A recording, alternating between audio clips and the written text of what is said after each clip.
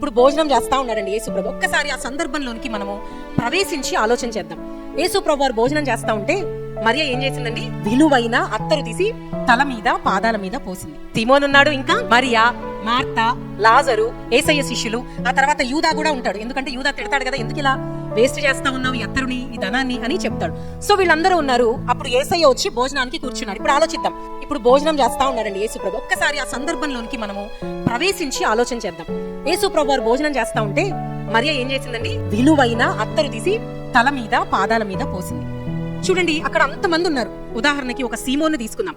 ఆయన కుష్టి రోగి. యేసుప్రభు వారు బహుశా ఆయన్ని స్వస్థపరిచి ఉంటారు, అంతే కదండి. శరీరధారిగా 3.5 సంవత్సరాల దేవుని యేసుప్రభు వారి పరిచర్యలో ఎంత మందిని ఆయన స్వస్థపరిచాడు. సీమోను ఇంట్లో అండి ఎన్నో కార్యాలు ప్రతి ఒక్కరూ పొందుకున్నారు.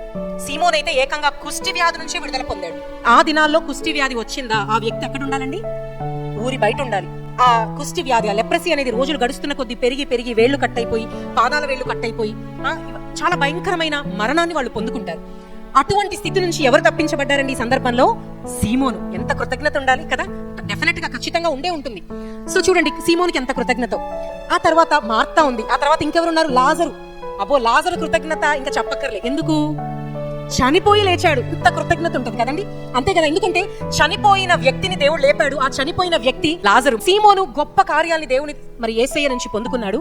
లాజరిక ఎంత అద్భుతమో, మరణించి తిరిగి లేచి ఇప్పుడు యేసుప్రభు వారితో భోజనం చేస్తా ఉన్నాడు.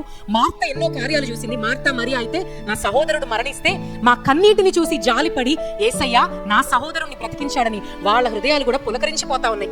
అబ్బా, ఎంత స్తుతిస్తున్నారో యేసయ్య, నువ్వు ఎంత గొప్పవాడివయ్యా. ఇక శిష్యులు, అయ్యా ఎన్ని కార్యాలు చేసావయ్యా నువ్వు మా జీవితాల్లోని, మేము ఎన్ని చూసామో నీ ప్రక్కన ఉండి, నిజంగా ఎంత గొప్పవాడివయ్యా. ఎందుకంటే అంతకు ముందే యేసయ్య యెరూషలేములోనికి వస్తూ ఉన్నప్పుడు గొప్ప ఆర్భాటంతో మనం ఎంత గొప్ప రాజువయ్యా నువ్వు, ఏమని కొనియాడారండి యేసయ్య? ప్రజలంతా యూదుల రాజు, నువ్వు రాజు అయ్యా, రాజుతో ఉన్న మేమెంత ధన్యులము అని శిష్యులందరూ పొంగిపోతా ఉన్నారు. చూడండి, వీళ్ళందరినీ ఒక బ్యాచ్ అనుకోవచ్చు.